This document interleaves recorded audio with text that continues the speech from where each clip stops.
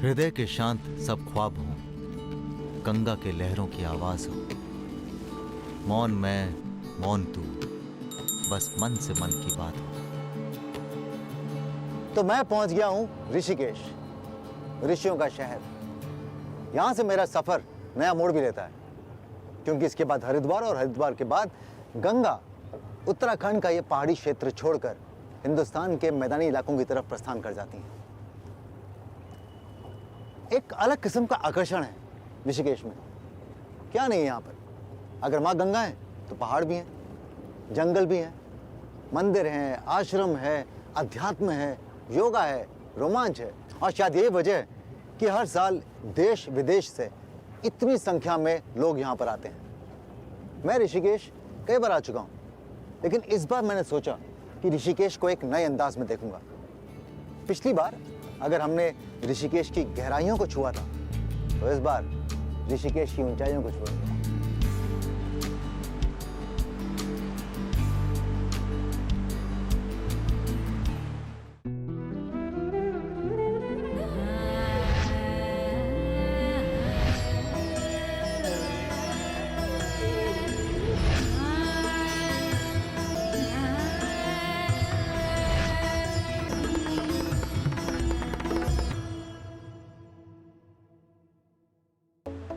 मान्यता है कि पौराणिक काल में भगवान लक्ष्मण ने यह झूला स्वयं बनवाया था। जो झूला या पुल आप अभी देख रहे हैं, ये करीब 125 साल पहले बनवाया गया था, और ये टेहरी गढ़वाल को पौड़ी गढ़वाल डिस्ट्रिक्ट से जोड़ता है। पिछली बार जब मैं आपके साथ में ऋषिकेश आया था, तब मैंने आपको लक्ष्मण झूला नहीं दिखाया था, तो इसीलिए इस बार मैंने सोचा कि मैं आपको उस झूले पर जरूर लेकर जाऊंगा जो कि ऋषिकेश की अपनी एक पहचान है।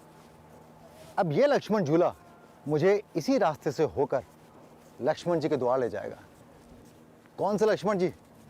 आइए मिलाता हूं। ये प्राचीन मंदिर एक ऐसी पौराणिक शख्सियत को अर्पित है जिनकी अपने बड़े भाई के प्रति अथाह प्रेम और त्याग की भावना उन्हें एक मिसाल बनाती है। युगों युगों से भाई प्रेम की हम कहानियां सुनते आए हैं, लेकिन अगर भारतवर्ष की बात करें तो राम और लक्ष्मण के प्रेम से बढ़कर कोई मिसाल नहीं है। लक्ष्मण की ख्याति हमेशा राम के प्रति उनके भक्तों की आस्था की छांव के नीचे रही। शायद यही कारण है कि पूरे भारत में सिर्फ लक्ष्मण का कोई मंदिर नहीं है सिवाय इस मंदिर के। मंदिर में सिर्फ भगवान नहीं मिलते, सीख भी मिलती है। बस सीखने वाला होना चाहिए। ऐसे समय में जब हम मैं और मेरा में ही उलझे रहते हैं, इस मंदिर की ये त्याग और प्रेम की भावना एक संदेश है। सुनकर आश्चर्य होता है, प्रेम का ऐसा भी उदाहरण हो सकता है। लक्ष्मण जीवन भर श्री राम की छाया बनकर रहे। ऋषिकेश में नीरगढ़ झरना शिवपुरी फॉरेस्ट रेंज में बहता है। यहां का मनमोहक वातावरण आपको एक अलग ऊर्जा से भर देता है। यह झरना करीब 25 फीट की ऊंचाई से गिरता है। राजीव, मैं एक सर्टिफाइड योगा प्रोफेशनल हूँ। मैं रेकी ग्रैंड मास्टर हूँ। बेंड योर नीज, आपके पूरी स्पाइन को स्ट्रेंथ करेगा। 2, engage your core, that is very important. Inhale, come back. 3, पूरी बॉडी को पीछे कीजिए आप। मैं भी अपनी स्पाइन को breathe normally. रोज ऐसे स्ट्रांग करूंगा। See?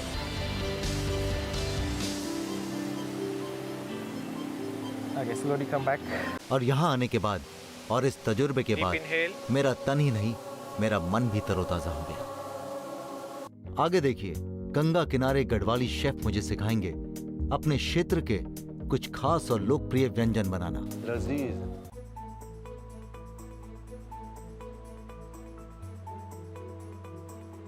आप तो जानते हैं, मैं गंगा के किनारे खाने के जायकों का लुत्फ जरूर उठाता हूं, लेकिन इस बार मैं सिर्फ स्वाद ही नहीं लूंगा, बल्कि बनाना भी सीखूंगा। गंगा के तट पर अगर मुझे कोई स्थानीय व्यंजन खिला दे और खिलाने से ज्यादा मुझे बनाना सिखा दे, तो मेरे दिल से उस अन्नदाता के लिए दुआएं निकलेंगी।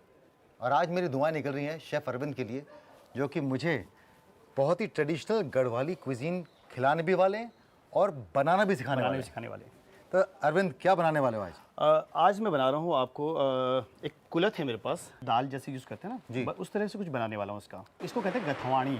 गथवाणी। गैस से बनी गथवाणी, हमारे यहाँ कहते हैं इसको फाणू। इसको बनाने का बस सिंपल एक ही तरीका है, इसको आपको शोक करके प्योरे करना। प्योरे करना पड़ता है। ओके, तो चलिए फाणू बनाना शुरू करते हैं। आप शेफ, मैं आपका सूस शेफ, बोलिए। बिल्कुल। बेसिकली अदरक और लहसुन का यूज़ ज़्यादा किया जाता है क्योंकि गढ़वाल का जो है एटमॉस्फेयर बहुत ठंडा है। वाह, आपने तो बहुत काफ़ी अच्छा जो है। हाँ सर, मेरी घरवाले ने बहुत मेहनत की है। ओके, एक मैं आपको एक और इंग्रेडिएंट बताता हूँ, जखिया। देखिए ये बिल्कुल आपका मस्टर्ड सीड की तरह है। खुशबू का सिलसिला शुरू हो गया सर। मैं इसमें यूज़ कर रहा हूँ ये गहत की प्योरी। हमने हॉर्स ग्राम लिया, उसको सोक किया, उसके बाद पीसा उसको और छोंके में डाल दिया। ठीक है। हाँ, अब इसको जो कि अंटिल जब तक इसका जो कच्चापन नहीं खत्म हो जाए जी, तब तक इसको भूनेंगे। जी ठीक है। भाई, मैं आपका सूस शेफ हूँ सर। ठीक है। हमारा जो फूड है वो ये तो ऑर्गेनिक होता है, नेचुरल ऑर्गेनिक होता है। तो ये नेचुरल ऑर्गेनिक आ गया। इसीलिए आप लोगों के जो गाल है ना ऐसे पिंक हाँ, चमकते रहते हैं। thank you। हमारे देखिए और इनके देखिए। नहीं नहीं, लगभग इसमें ऑयल से छोड़ दिया। हमारे पास हल्दी है, लोकल प्री मिक्स मसाला। सॉल्ट। सोचिए कितना कमाल का अनुभव होगा मेरा। गंगा के तट पे खाना बन रहा है जो कि जंगलों से आई हुई सामग्री से बन रहा है। बिल्कुल। पीछे लक्ष्मण झूला है, खाने की खुशबू इतनी खूबसूरत है। ये अनुभव कैसे मैं भूल सकूंगा कभी। सोचिए ये भी कि पानी भी जो है इसमें भी कहीं ना कहीं गंगा का स्पर्श होगा। बेसिकली आप देखिए ये गंगा को जो पानी है इसी को फिल्टर किया जाता है। ये बन गई हमारी। देखो सारी चीजें तैयार हो गई, स्वीट तो बनता है। बिल्कुल ठीक बनता है। ये है झंगोरा। झिंगोरा, हम मिलेट, मिलेट। इसके बनाने वाले हम खीर। मिलेट की खीर थोड़ा फास्ट कुक करना है तो मैं इसमें यूज़ करूँगा घी। जी बिल्कुल, घी में शरीर को हल्की तराई की जरूरत है। बिल्कुल। अब मैं देख रहा हूँ आपके पास में गुड़ पड़ा है। हाँ, अब हम मैं- गुड़ में बनाएंगे। बिल्कुल इसको गुड़ में बनाऊंगा। मैं शैकरी। हर चीज़ ना अपनी गुड़ में ही खाता हूँ। मतलब मेरे घर में जो मिठाई बनती है या चाय में भी पीता हूँ मैं, वो गुड़ के साथ ही गुड़ पीता खाता हूँ। इसको हम थोड़ा सा भून लेते हैं। हूँ। जी देखिए ये ऑलमोस्ट कुक होने वाला है क्योंकि इसमें एक बॉईल आ चुका है गुड़। जी। हम इसमें जो है कि बड़ी इलायची का ही फ्लेवर यूज़ करेंगे। गुड़, मिलेट और दूध से बनी ये खीर। ये भी रेडी हो गया। हमारा Ready खाना है। ऑलमोस्ट तैयार हो चुका है। हाँ, मुझसे अब इंतजार नहीं हो रहा। पहले मैं उल्टा काम करते हैं, मीठे से शुरू करते हैं। As you wish। हर क्षेत्र के व्यंजनों में वहाँ का वातावरण, वहाँ की परंपरा की झलक मिलती है। लजीज। स्वाद और पौष्टिकता में इनका मुकाबला बिल्कुल नहीं हो सकता। अगर मुंबई की भाषा में कहूँ, एकदम फाड़ू। फाड़ू। Thank you.